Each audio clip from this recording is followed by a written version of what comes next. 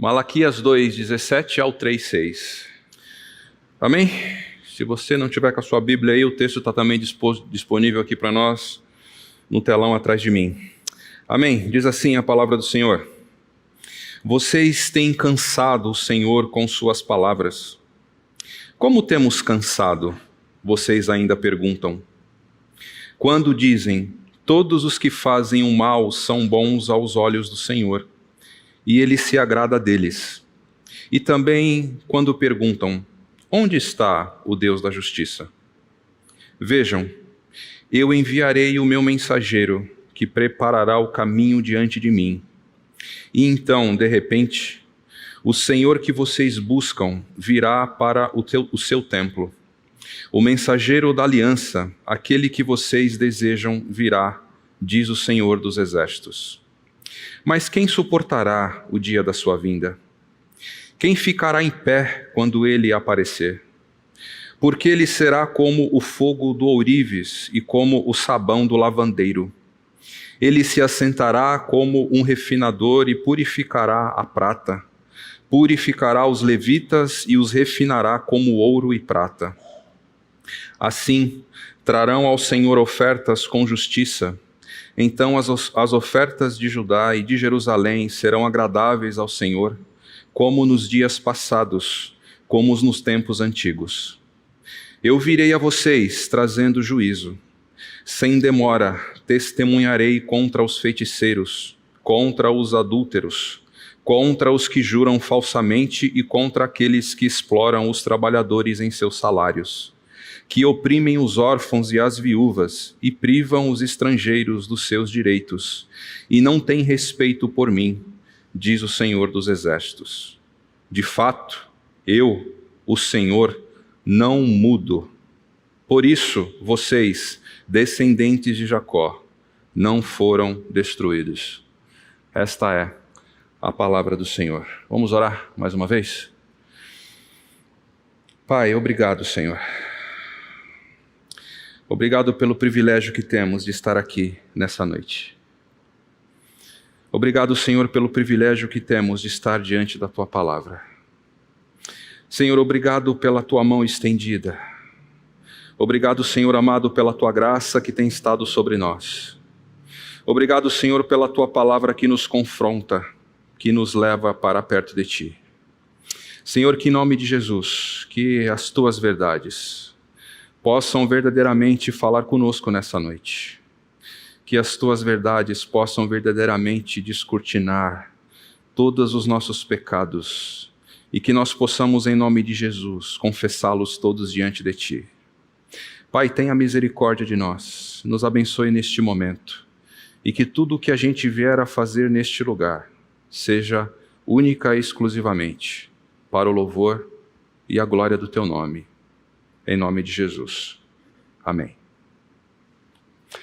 Amém, meus irmãos. Como vocês sabem, ou talvez você não saiba, que você pode estar nos visitando aqui nessa noite, nós estamos num percurso estudando o livro de Malaquias. Nós estamos numa série chamada Exposed, quando Deus expõe a nossa mediocridade espiritual. Por que nós estamos lendo o livro de Malaquias? Porque verdadeiramente Malaquias retrata para nós um período muito obscuro do povo de Israel. Malaquias retrata para nós um período onde esse povo estava numa obscuridade espiritual, onde esse povo estava mesmo literalmente vivendo uma mediocridade espiritual. É por isso que nós estamos lendo Malaquias. Para aqueles que estão acompanhando a série, nós temos visto o quanto que esse povo estava perdido, o quanto que esse povo estava cultuando a Deus de maneira errada, o quanto que esse povo estava se relacionando com pessoas espúrias de maneira totalmente errada, o quanto que esse povo verdadeiramente estava perdido e corrompido. E esse texto que a gente leu é uma fala muito pesada, porque Malaquias começa dizendo para nós que Deus diz a este povo: Deus está cansado de vocês. Deus está cansado das palavras de vocês. E o mais interessante de tudo é que Malaquias começa a revelar para nós os motivos pelos quais Deus estava cansado deste povo. é que esse povo estava dizendo que Deus era um Deus injusto. Esse povo estava dizendo: aonde está o Deus da justiça? Esse povo estava fazendo essas duas perguntas. E para que a gente possa entender o teor dessas perguntas, é importante que a gente volte mais uma vez ao contexto que esse povo estava inserido, para que faça sentido e para que a gente possa entender um pouco mais o tamanho do peso dessas perguntas e o desdobramento dessas perguntas para esse texto e para aquilo que eu quero dizer para vocês nessa noite. Esse povo veio cativo do Império Babilônico. Esse povo tinha passado 70 anos cativo sobre o Império Babilônico. Estava agora na terra de Israel, reconstruindo a vida deles. Eles tinham reconstruído o templo e, na medida do possível, eles estavam tentando se reconectar novamente com Deus. Eles estavam tentando, na medida do possível, voltar novamente os seus atos religiosos com Deus. E eles achavam que estava tudo bem. Eles achavam que estava fazendo tudo da melhor maneira possível. E é interessante nós pensarmos que esse povo estava sobre uma esperança de um Messias que viria. Porque esse povo estava guardado sobre as promessas dos profetas de Israel, dentre elas a promessa de Zacarias capítulo 8, onde diz que o Messias viria. O Messias retornaria à terra de Israel. E esse povo começou a fazer uma leitura sobre essa profecia. Porque esse povo pensou assim: os nossos antepassados, eles já fizeram todas as lambanças que eles fizeram, todas as rebeliões que eles fizeram contra Deus, eles já foram disciplinados lá na Babilônia. Este povo, o nosso povo, ficou cativo 70 anos na Babilônia, aprendendo e sendo discipulado por Deus. Agora que a gente retorna ao templo, retorna à terra de Israel e a gente reconstrói o templo, a gente entende que agora é o momento de receber a presença do Messias. Agora é o momento de nos regozijarmos da presença plena do Messias. Agora é o momento da gente viver a plenitude da presença do Rei messiânico que vai reinar sobre nós. Porque Zacarias capítulo 8 diz e promete: o Messias vai voltar a reinar sobre vocês. O Messias, ele vai voltar a estar se relacionando com vocês. Então esse povo está sobre aquela expectativa. Chegou o momento. Chegou o momento da gente desfrutar da plenitude da relação com o Messias tão esperado. Só que esse povo começa a entrar em conflito, porque todos os seus inimigos, todas as grandes nações, continuavam dominando sobre a terra. E eles continuavam ali cativos. Cativos não, eles continuavam ali na terra de Israel. Mas os seus grandes inimigos, os grandes impérios que governavam o mundo, continuavam governando sobre o mundo. E esse povo estava tentando digerir aquela famosa pergunta que a gente faz hoje: por que que os ímpios prosperam enquanto os justos sofrem? Pasmem vocês, esse povo que vivia uma vida promíscua, esse povo que cultuava a Deus de uma maneira totalmente errada, esse povo se achava justo diante de Deus.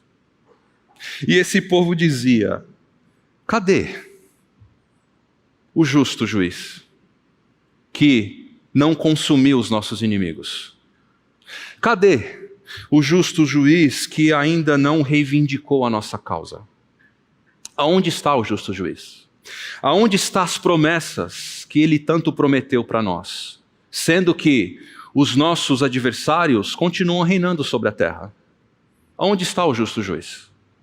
Esse povo estava vivendo essa crise de: aonde está o nosso juiz justo? Aonde está o nosso Deus justo? Porque esse povo tinha uma convicção. E isso que eu vou falar para vocês, eu gostaria que vocês guardassem, porque para mim é o ponto nevrálgico de tudo que Malaquias está tentando demonstrar para nós no que a gente leu. e é ponto fundamental para o argumento que eu quero trazer para vocês nessa noite. Esse povo com essa ideia de ter esse rei messiânico, esse Deus que viria sobre eles.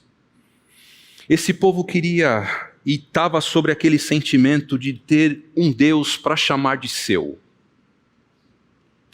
Aliás, isso é algo muito comum que a gente faz. Nós queremos um Deus para chamar de nosso. Nós queremos um Deus para a gente fazer assim, esse Deus é meu. E não tem nada errado. Aparentemente, em primeiro plano, não tem nada errado em você querer fazer de Jesus o Deus que você quer chamar de seu. Em primeiro plano, não tem nada errado em você querer e nutrir o sentimento de ter Jesus e falar assim, Jesus é meu, eu quero ele só para mim. Em primeiro plano, não existe nada de errado com isso. O problema é o que a gente faz com isso. O problema é o que este povo fez com isso.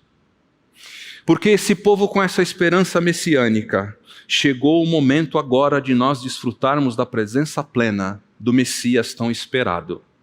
Chegou o momento da gente ter o nosso Deus para que a gente possa chamá-lo de nosso. Chegou o momento de nós termos o nosso Deus para que a gente chame de nosso. Eles se perderam, porque eles queriam um Deus para chamar de seu, para que ele fosse ferramenta de juízo contra os seus adversários. Para isso que eles queriam um Deus para chamar de seu. Eles queriam um Deus para chamar de seu, para que esse Deus pudesse aniquilar os seus inimigos. Eles queriam um Deus para chamar de seu, para que esse Deus fosse uma metralhadora na mão deles, para que eles pudessem executar todos os inimigos que estavam à sua volta. Guarda essa informação com você, porque essa informação é muito importante para o desdobramento do texto e daquilo que eu quero trazer para vocês. Cá para nós, quantos de nós não estamos vivendo esse sentimento de querer um Deus para chamar de nosso, para que ele seja ferramenta de justiça contra os nossos inimigos? Quantos de nós não estamos dizendo assim, eu quero Jesus só para mim, mas para que ele seja uma ferramenta poderosa na minha mão, para aniquilar aquele inimigo que me persegue? Quantos de nós queremos Deus para chamar de nosso, para que a gente possa nutrir o nosso sentimento de vingança contra os nossos adversários? Quantos de nós não estamos perdidos nesse sentimento de querer chamar um Deus para nós, de chamar um Deus nosso, de abraçá-lo para que ele seja instrumento de juízo nas minhas mãos?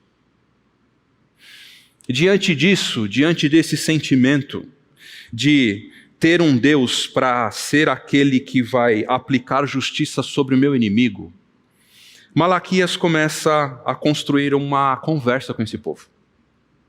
Malaquias começa a dizer assim, tá, estou entendendo, mas antes de dizer para vocês e saciar a sede e a preocupação de vocês, de querer saber quando que esse rei ele vai voltar, eu preciso antes de mais nada dizer para vocês quem ele é, porque vocês estão equivocados. Vocês estão preocupados de saber quando ele vem.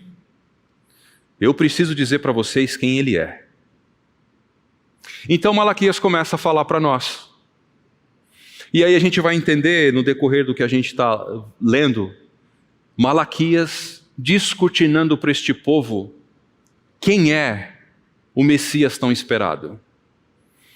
E aí, à medida que Malaquias vai descortinando e dando as características, mostrando o rosto, mostrando o DNA, mostrando quem é esse Messias, Malaquias vai tentando imprimir uma verdade no coração desse povo, que no final da minha fala, eu espero que faça sentido para vocês. Então Malaquias ele começa a dizer, no versículo 1 do capítulo 3, para aqueles que gostam de acompanhar a Bíblia, eu vou usar muito e vou correr muito no texto. Se você não quiser também, só me acompanhe a minha leitura. Então Malaquias começa a sua tarefa de revelar para este povo quem é o Messias. E ele começa dizendo assim: vejam, eu enviarei o meu mensageiro que preparará o caminho diante de mim. Malaquias está dizendo assim: o Messias que virá, antes dele vir, um mensageiro vai vir antes dele, para anunciar e preparar o caminho dele. Nós estamos cansados de saber quem é esse mensageiro. Nós estamos cansados de saber que esse mensageiro é o último profeta da antiga aliança. Nós estamos cansados de saber que esse mensageiro é aquele que Jesus disse: dos nascidos de mulher, não teve nenhum maior que este homem. Nós estamos cansados de saber que esse mensageiro era João Batista. E nós também estamos cansados de saber que o Messias tão esperado era Jesus Cristo de Nazaré. Porque nós estamos do lado de cá. Mas esse povo não sabia. Esse povo não sabia quem era o mensageiro e esse povo não sabia quem era o Messias.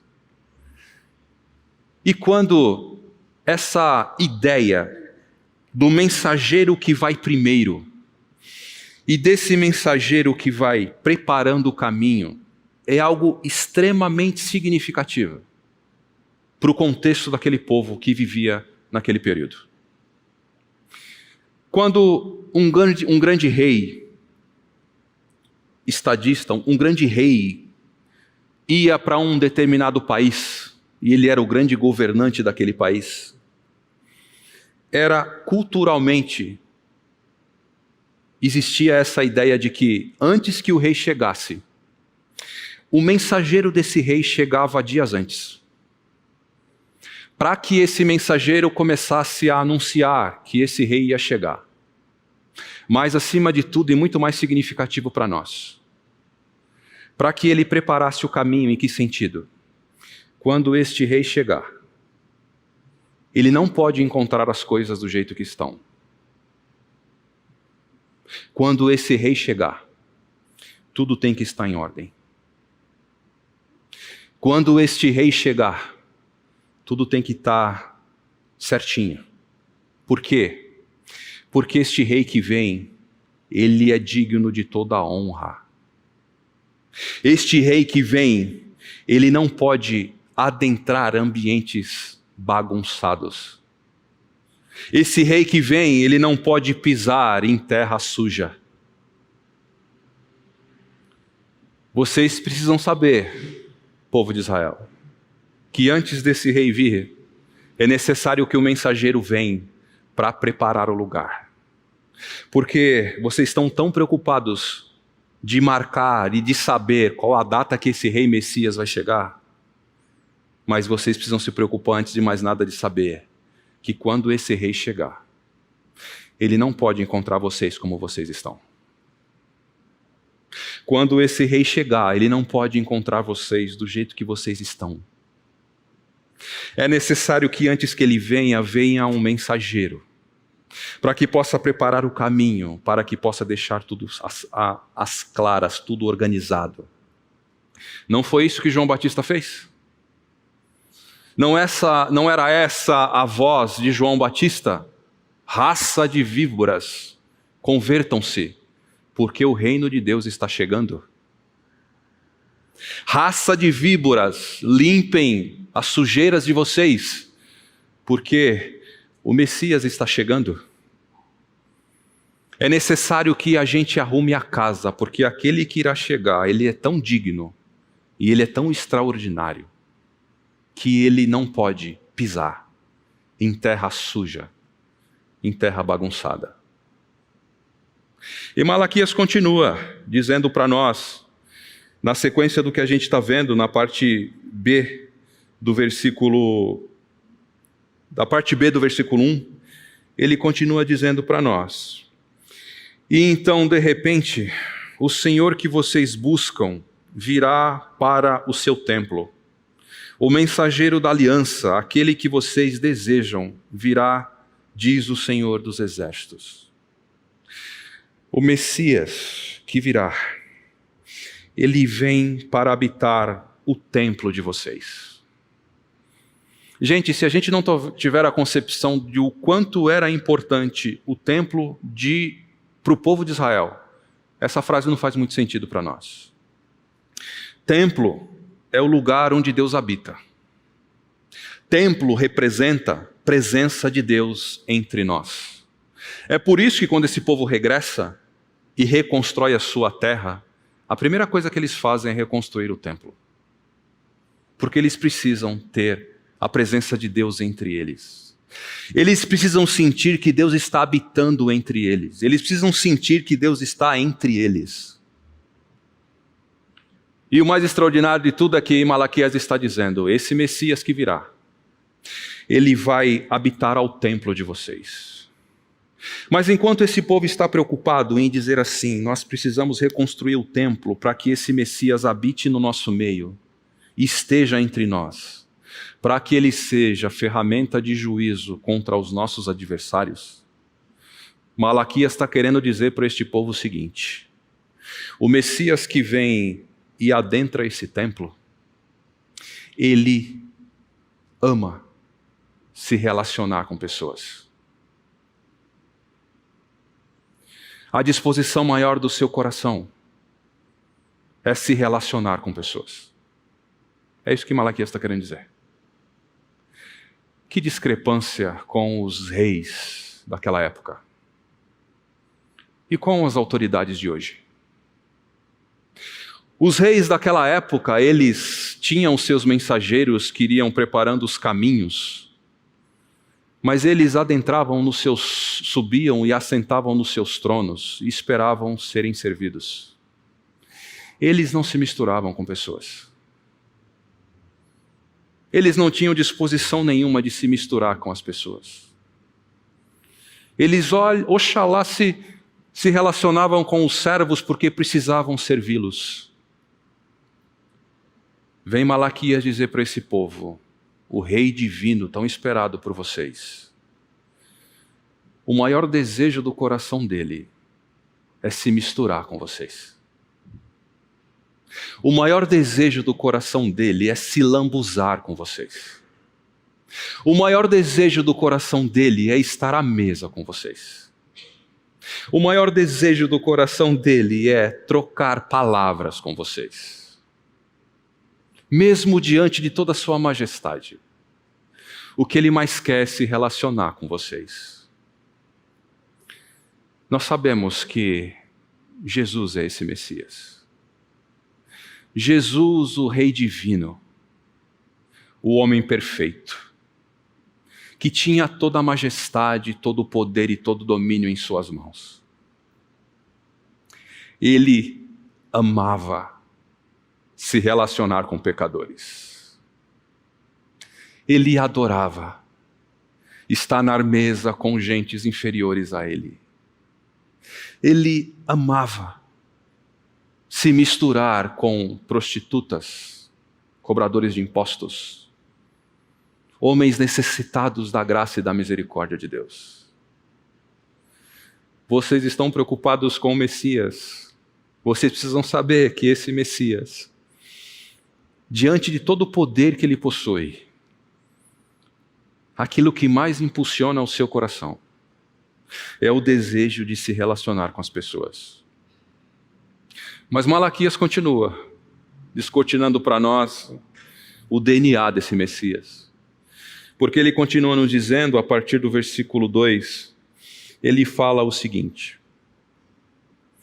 mas quem suportará o dia da sua vinda? Quem ficará em pé quando ele aparecer? Porque ele será como o fogo do ourives e como o sabão do lavandeiro. Ele se assentará como um refinador que purifica, um refinador e purificador de prata. Esse Messias todo-poderoso que vem, além de amar se relacionar com pessoas, ele vem para purificar vocês. Esse Messias, ele não se mistura, ele não compactua com os pecados de vocês. Ele não põe os pecados de vocês debaixo do tapete. Ele vem para purificar vocês. Esse Messias, ele vem para tornar vocês puros diante de Deus. Sabe esses pecados que vocês cometem? O Messias vem para limpar esse pecado de vocês. Ele vem como o ourives que coloca o ouro no fogo da purificação, para que esse fogo possa verdadeiramente queimar e derretendo todas as cascas de metais ruins, para que o ouro apareça. Esse Messias é que nem um sabão do lavandeiro, que lava e esfrega as roupas mais sujas e manchadas, para que a gente possa estar limpo e mais alvo do que a neve. Esse Messias é aquele que vem não para fazer vista grossa aos pecados de vocês. Esse Messias é aquele que vem para purificar vocês, para arrancar os pecados de vocês, para limpar com força, esfregar e tirar toda a sujeira de vocês. Esse Messias vem para isso. Esse Messias vem para deixar vocês limpos, purificados dessa sujeira que vocês vivem. Vai guardando aí, porque as características desse Messias vão sendo cada vez mais reveladas por Malaquias. Porque ele fala para nós, na parte B do versículo 3, que ele também purificará os levitas e os refinará como ouro e prata. Assim trarão ao Senhor ofertas com justiça.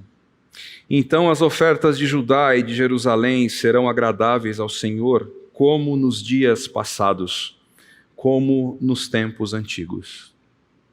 Se esse Messias ama se relacionar com pessoas, se esse Messias vem para purificar vocês, esse Messias também vem para restaurar a religião de vocês. Para tudo. A maneira pela qual vocês estão se relacionando com Deus, está tudo errado. Os cultos que vocês têm prestado a Deus, têm subido a Deus com um cheiro ruim. Para tudo. O Messias que virá, ele vai restaurar a religião de vocês. O Messias que virá, ele vai purificar os levitas. Ou seja, ele vai purificar os líderes religiosos de vocês. O Messias que virá, ele vai derrubar essa maneira promíscua que vocês se relacionam com Deus e os cultos que vocês prestam a Deus. O Messias virá para reformar a religião de vocês.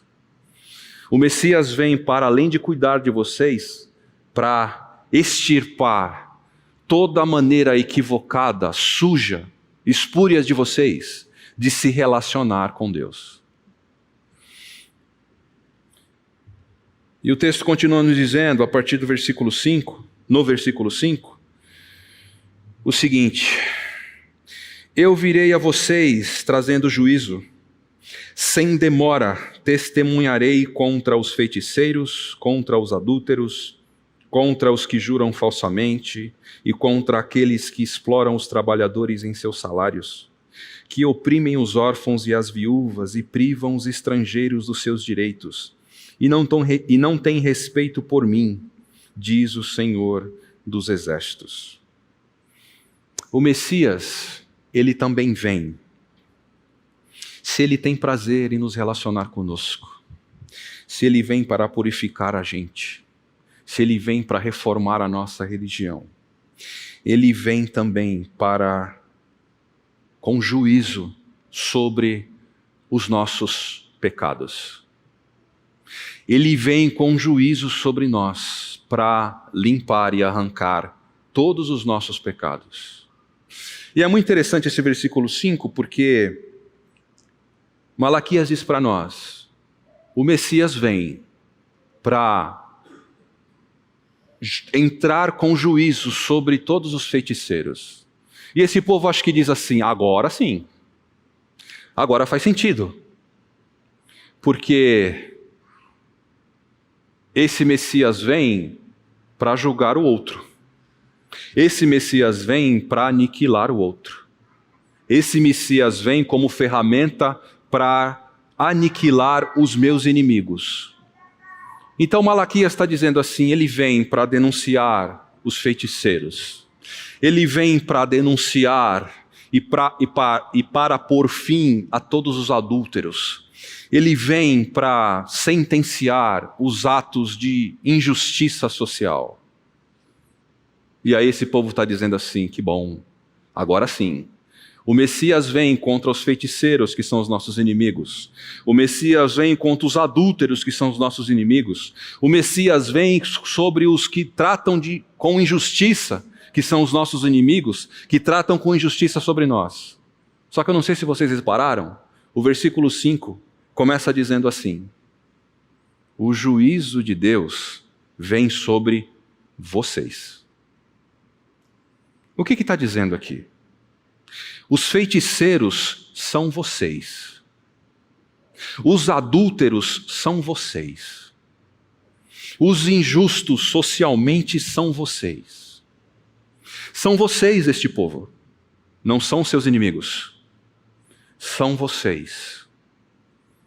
O Messias vem para julgar vocês. O Messias vem para arrancar toda a maldade do coração de vocês. Não é do inimigo de vocês. E por fim, Malaquias diz para nós no versículo 6 o seguinte: de fato, eu, o Senhor, não mudo. Por isso vocês, descendentes de Jacó, não foram destruídos. Que notícia extraordinária. Porque Malaquias só vem dando chibatadas atrás de chibatadas quando ele vai revelando o que esse Messias irá fazer. Só que por fim ele finaliza dizendo assim: mas não se preocupem, porque o nosso Deus, ele não muda. Não se preocupem, porque o nosso Deus continua sendo fiel às suas promessas. Não se preocupem, porque vocês não serão consumidos, porque eu não mudo e eu sou fiel às minhas promessas. Porque esse povo está perguntando: aonde estão as promessas? E Malaquias está respondendo: fica tranquilo, porque as promessas, a minha promessa para você é que eu não vou fulminar você. Deixa eu falar uma coisa para você nessa noite. O que faz com que você não seja consumido por Deus? O que faz com que você não seja fulminado por Deus? O que faz com que Deus preserve a sua vida? Não é porque você é bonzinho. Não é porque você vem à igreja aos domingos. Não é porque você vai participar da ceia. Não é porque você paga suas contas em dia. Não é porque você é fiel à sua esposa. Não é porque você não paga os seus impostos em ordem. Não é porque você tem uma vida certinha. O que mantém você debaixo da provisão de Deus e do cuidado de Deus é porque o nosso Deus, ele não muda. É porque o nosso Deus, ele é fiel às suas promessas. É porque o nosso Deus, ele é, antes de mais nada, fiel às suas promessas. Deus, ele não tem compromisso nenhum de ter que cuidar dos seus problemas em primeiro lugar. O compromisso de Deus é com Ele mesmo. Ele é fiel a Ele mesmo. O que faz com que você e eu não sejamos fulminados, sabe essa vida certinha que você tem? Sabe essa vida confortável que você leva? Sabe essa vida boa que você desfruta? Tudo isso não é fruto do que você faz. Tudo isso não é porque você é bonzinho. Tudo isso não é porque você está semeando coisa boa. Tudo isso é fruto do quê? É fruto de um Deus que não muda, de um Deus que tem firme a convicção de que Ele está firmado nas promessas que Ele tem para mim e para a sua vida. Não se preocupe, povo de Israel, que mesmo diante de todas as situações que vocês têm vivido e dessa vida promíscua que vocês têm vivido, não se preocupem que vocês não serão fulminados, porque o nosso Deus não muda. Porque o Deus de vocês permanece fiel às suas promessas. A promessa do que a gente estudou lá no primeiro encontro dessa série, quando Deus diz assim: eu amo vocês. Eu decidi amar vocês. Eu decidi amar e me relacionar com vocês. Bom, diante de tudo isso que eu falei para vocês, eu não sei se vocês perceberam um grande movimento por detrás dessas afirmações que Malaquias está trazendo, as características desse Messias. Porque é aquilo que eu disse para vocês em primeira instância. Esse povo estava preocupado em ter um Deus para chamar de seu, para que esse Deus pudesse ser ferramenta contra o outro. Mas Malaquias começa a descortinar para esse povo que esse Messias é um Deus pessoal.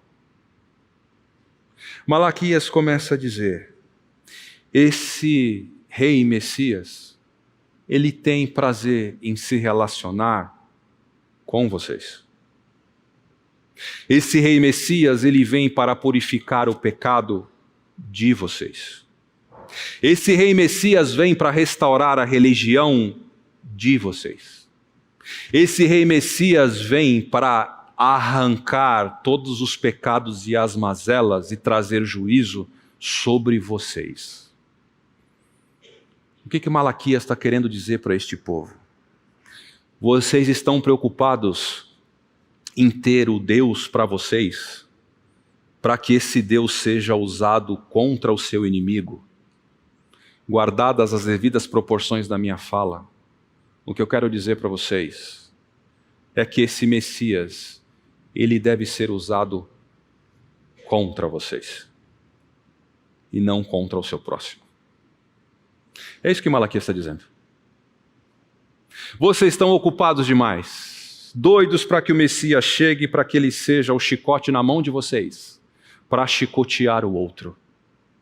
Deixa eu falar uma coisa para vocês. O Messias vem para chicotear vocês. O Messias vem para consertar vocês e não o outro. O Messias vem para transformar vocês e não o outro. O Messias vem para limpar a impureza do coração de vocês e não do outro. Parem de se preocupar com o outro. O negócio é com vocês. Meus irmãos, Jesus Cristo de Nazaré é o juízo de Deus para mim e para você. Jesus Cristo de Nazaré é o juízo perfeito de Deus para mim e para você. Deixa eu te fazer uma pergunta muito provocativa. E eu quero que você seja muito sincero com você mesmo. Quando você lê esse tema nosso aqui, juízo vindouro. O que é o juízo vindouro? É o juízo de Deus que vai vir de maneira futura. Quando você lê essa expressão juízo vindouro, o que vem na tua mente? Um dia Jesus vai voltar para trazer juízo sobre os meus inimigos. Um dia Jesus vai voltar para sentenciar os pecados do mundo que nos perseguem. Um dia Jesus vai voltar porque o juízo dele vai cair de maneira ferrenha sobre os nossos opressores e os nossos perseguidores. Amém. Ele vem para isso também. Ele vem para isso também. Mas em primeiro plano, o que Malaquias quer dizer para mim e para você? Que Jesus vem para que ele possa ter e ser o juízo vindouro para mim e para você. Jesus vem para purificar a minha e a tua vida. Jesus vem para nos colocar no fogo e tirar todas as impurezas da nossa vida para que o ouro apareça. Jesus vem para nos limpar que nem o sabão do lavandeiro que tira todas as nossas sujeiras. A maior boa notícia para um cristão, a maior boa notícia para mim e para você, é saber que Jesus virá como juízo vindouro para mim e para você, para que eu e você, a gente não se perca em nós mesmos. Para que eu e você, nós não nos resumimos em nós mesmos. A maior boa notícia que nós podemos ter de Deus é a certeza e a promessa de que Deus está dizendo: vocês não ficarão assim. Vocês não permanecerão assim. Quantos de nós estamos, volta Jesus? Eu não vejo a hora de Jesus voltar. Para quê? Eu quero que Jesus volte para que o juízo dele seja contra o meu inimigo. Eu quero que Jesus volte para dissolver toda a iniquidade deste mundo. Amém. Mas eu espero que o sentimento primeiro do seu coração, Senhor, volte. Volte para que o Senhor me limpe. Volte para que o Senhor lave a minha vida. Volte para que o Senhor possa restaurar a minha vida. Volte para que o Senhor possa santificar a minha vida. Volte para que as limitações que eu estou todas as vezes passando por ela, que eu não tenha mais. Esse é o desejo nosso. Esse deve ser o desejo do nosso coração em primeiro lugar. Mas a cristandade a rodo está desesperada para que Jesus volte, para que Ele seja ferramenta metralhadora R15 na nossa mão, para destruir os nossos inimigos. Enquanto a palavra de Deus tem nos dito que o desejo do nosso coração seja que Ele volte, para que Ele nos purifique, que Ele volte para que Ele possa extirpar da nossa vida o nosso pecado, para que Ele nos transforme cada vez mais à imagem e semelhança de Jesus Cristo. A maior boa notícia para mim e para você é saber que você não irá se perder em você mesmo. Deus não vai deixar você com você mesmo. Sabe por quê? Se Deus deixar você em você mesmo, você se bestializa. Se Deus deixar você em você mesmo, você se torna o pior dos seres humanos que você pode imaginar. Se Deus por um momento tirar a mão de você, misericórdia de você. Mas a promessa de Deus é que Ele não muda. A promessa de Deus é que Ele é fiel à sua palavra. E a maior boa notícia que nós podemos ter nessa noite é saber que o juízo dele virá, não para os nossos inimigos, mas para mim e para você. Para que a gente se purifique, para que a gente se santifique. Diante disso, meus irmãos, eu espero do fundo do meu coração que o juízo de Deus recaia sobre nós. Diante disso, meus irmãos, eu espero do fundo do meu coração que os nossos pecados mais escondidos, que nem a nossa esposa e o nosso esposo sabem, eles possam ser revelados. Diante disso, eu espero do fundo do meu coração que os nossos pecados possam ser desmascarados, para que Jesus Cristo possa reinar nas nossas vidas. Eu espero do fundo do meu coração que o juízo de Deus caia sobre nós, para nos restaurar e nos transformar à imagem de Jesus Cristo de Nazaré. O que mais a gente pode esperar? Para que perder tempo?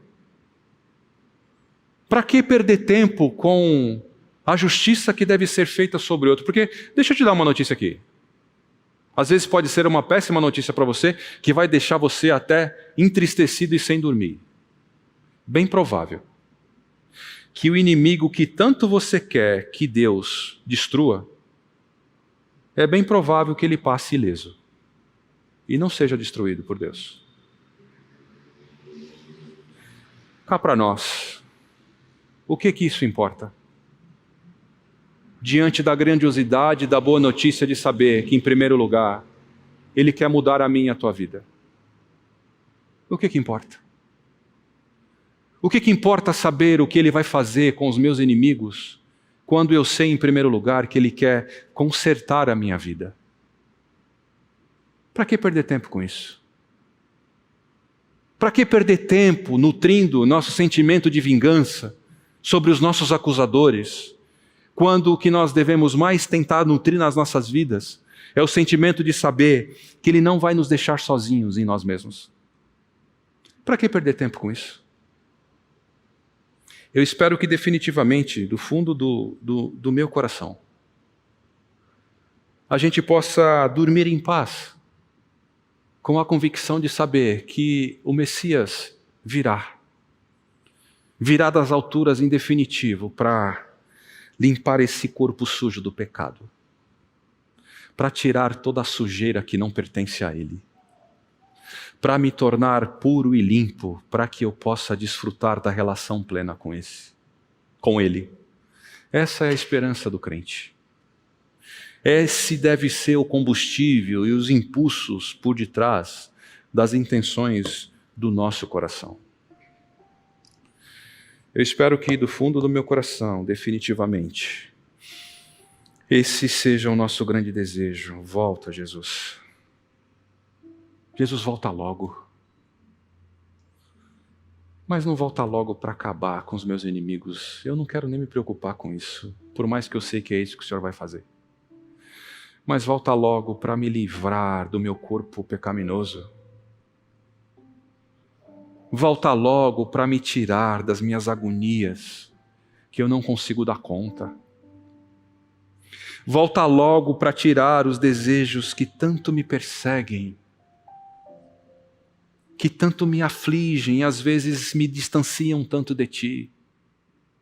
Volta logo, Senhor, para tirar as limitações da minha vida, para purificar os meus erros, para me tornar semelhante ao Teu Filho Jesus Cristo. Volta logo. Nesse sentido, Senhor, volta logo. Nesse sentido, Senhor, pese a Sua mão sobre nós. Nesse sentido, Senhor, traga o Seu juízo sobre nós. Espero que seja assim, em nome de Jesus. Feche teus olhos, curva a tua cabeça. Vamos orar.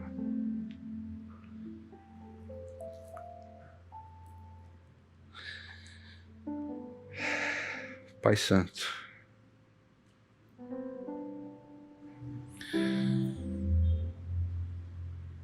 Senhor, se não fosse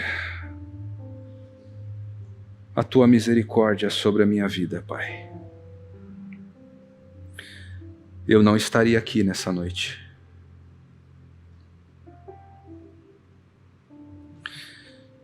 Senhor, se não fosse a Tua misericórdia e a Tua mão estendida sobre a minha vida, eu seria um dos piores pecadores dessa terra.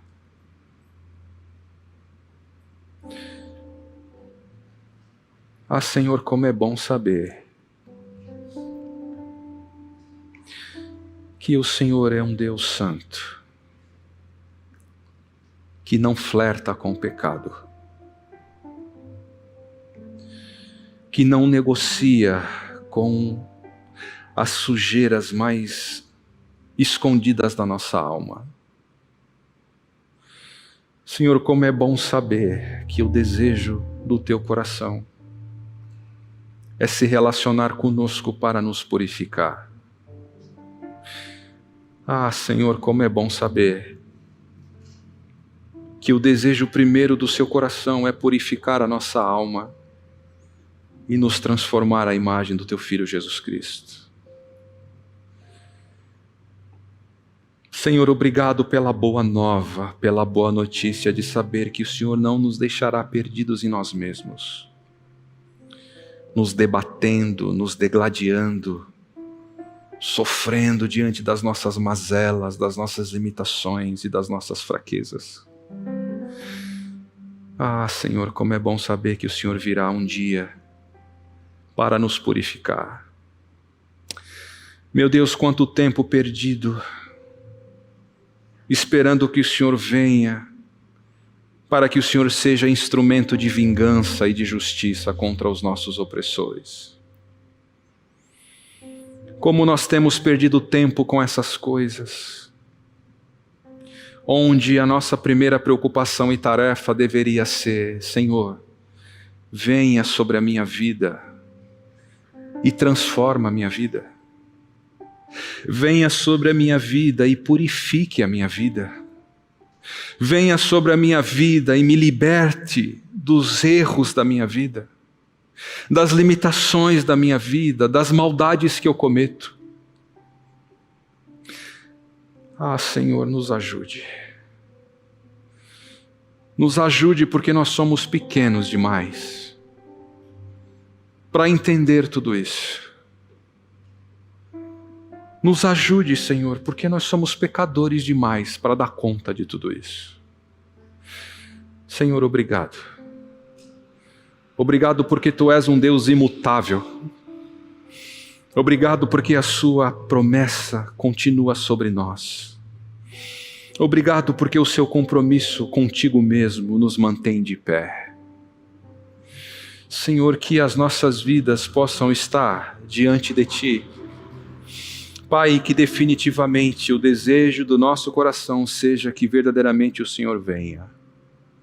Venha para revelar os nossos pecados. Venha para fazer com que a gente deixe os nossos pecados de lado. Venha para que a nossa vida de santidade diante de Ti possa ser cada vez mais e mais e mais. Senhor, nos ajude. Senhor, esteja conosco e tenha misericórdia de nós. Em nome de Jesus. Amém.